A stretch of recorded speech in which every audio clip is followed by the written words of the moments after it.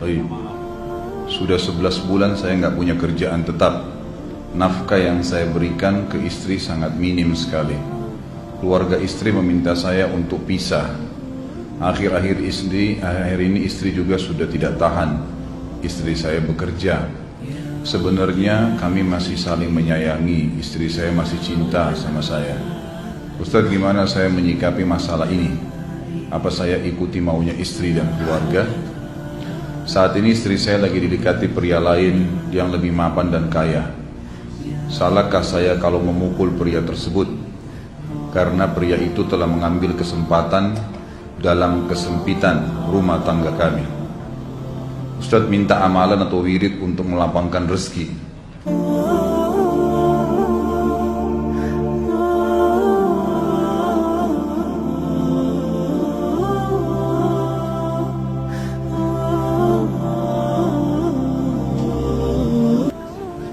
Ini ada hubungannya sama tema nggak ini? Hah? Jawab atau enggak? Kasihan. Ya udahlah, karena malam terakhir ya.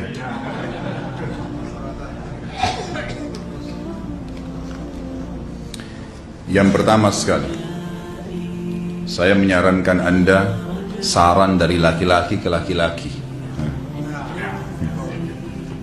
Prinsiplah. Dan jangan merendahkan diri di hadapan wanita. Maksudnya begini, pada saat seorang wanita yang menjadi istri Anda membutuhkan Anda, tunjukkan kebutuhan kita 1000 kali daripada dia. Dia sayang, dia perhatikan, dia siap berkorban. Kita harus 1000 kali lebih hebat daripada itu. Laki-laki memang penaung. Tapi kapan dibalik? Kalau saya pribadi, kapan dia tidak butuhkan, menunjukkan kebutuhan, saya 1000 kali tidak butuh sama dia. Untuk apa Anda merendahkan diri di depan seorang wanita yang kalau memang dia tidak bisa menjadi seorang istri? Karena kapan wanita sudah menyombongkan diri di hadapan laki-laki, tidak akan ada wibawa sama sekali. Ini poin dulu dalam pembukaan. Dan selalu saya sarankan siapapun ikhwah yang minta saran saya dalam masalah rumah tangga, yang paling pertama ini saya ucapkan, saya bukan menyuruh Anda menjadi keras, bukan. Tapi saya mengajak Anda untuk punya prinsip dalam hidup. Wibawa, pemimpin rumah tangga. Dibutuhkan, kita butuh. Tidak dibutuhkan, ya sudah. Masih banyak gantinya. Dia mau ganti laki-laki lain, silahkan. Ahlan wa sahlan, silahkan. Allah akan gantikan penggantinya yang lebih baik. Dan itu harus bisa kita punya prinsip. Memang begitu.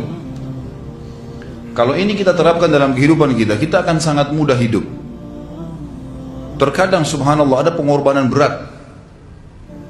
Berpisah dengan meninggal, berpisah karena masalah dosa yang dilakukan oleh pasangan kita. Jelas haram. Kalau ada seorang istri hanya karena masalah suaminya kekurangan ekonomi mau berhubungan sama laki-laki lain, wanita apa ini?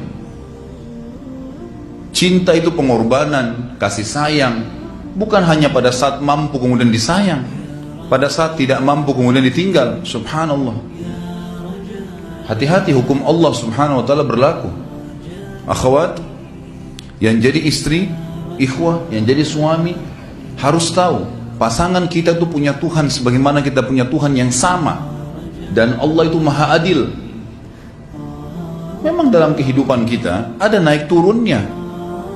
Dan makna cinta adalah pengorbanan. Itu sebenarnya. Kalau hanya kita kantongnya lagi penuh kemudian disuka sama istri, pada saat lagi tipis, lagi masalah, kemudian dia mau berhubungan sama laki-laki lain, na'udzubillah min dzalik. Wanita apa ini? Kalau saya tidak naungin. Kalau saya nggak naungin. Kamu mau sama dia silahkan. Silahkan jalan. Kalau saya, istri saya sangat tahu prinsip saya. Kalau kamu merasa ada laki-laki lain yang kamu anggap baik, atau kamu mau ingin memasukkan pendapat keluargamu dalam rumah tangga saya sehingga kedudukan saya sebagai suami tidak didengar lagi, silakan pilih keluarga kamu. Tidak ada masalah. Jadi jangan jadikan sebagai beban. Oh, nanti kalau pisah saya hidupnya bagaimana? Saya melarat. Ini kenapa ini? Saya mati kalau nggak sama dia, ya mati bener nanti.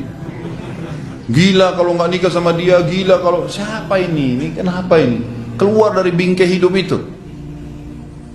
Seorang muslim itu hidupnya mulia. Dia dihormatin, dia menghormatin.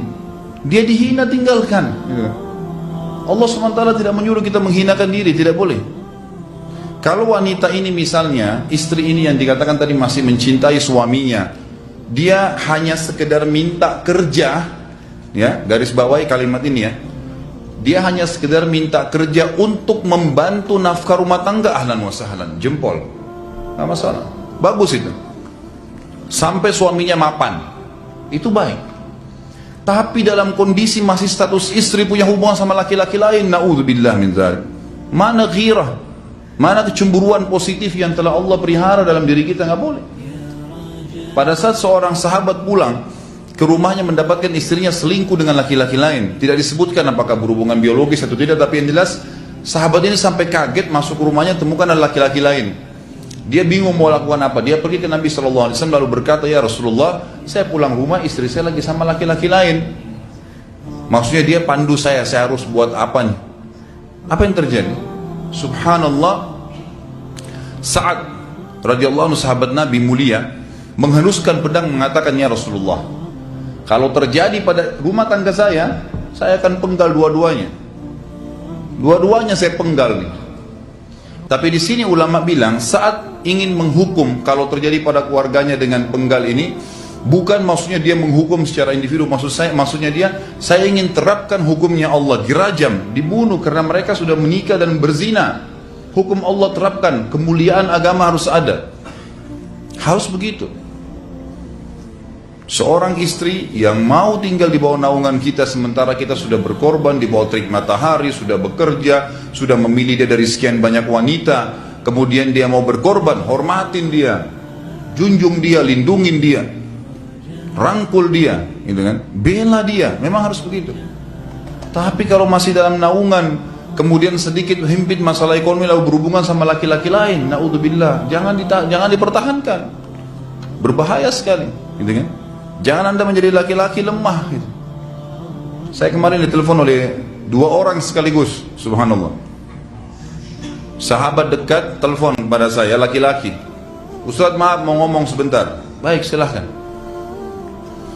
Ustaz, saya ini, istri saya pulang ke rumah ke kampung ayahnya ibunya karena alasan mengurus ayah dan ibunya. Akhirnya saya sama anak-anak ditinggal di sini sendiri. Setiap kali saya panggil pulang, dia bilang, sudahlah saya nggak mau pulang. Kalau mau nikah lagi silahkan. Dia bahasakan begitu. Bagaimana sarannya Ustaz? Saya bilang nikah lagi. Dengan tegas saya bilang nikah lagi. Kalau tidak terbuka pintu fitnah. Perempuan itu kenapa harus pilih orang tuanya? Tidak boleh secara syar'i. Nggak boleh. Sudah menerima akad nikahnya seorang laki-laki, laki-laki itu yang dinomorsatukan di atas ayahnya, nggak ada alasan. Kalau suami izinkan boleh urus orang tua, kalau nggak diizinkan tidak boleh, nggak boleh.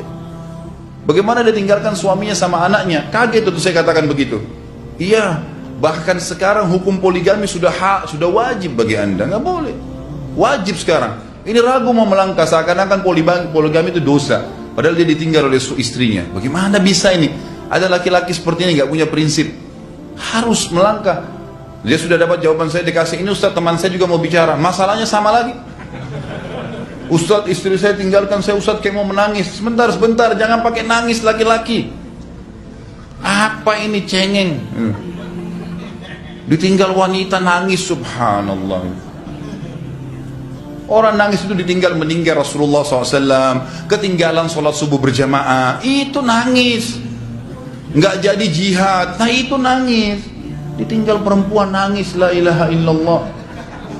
Allah ciptakan perempuan lebih banyak daripada laki-laki. Ini bukan menurunkan martabat perempuan ya.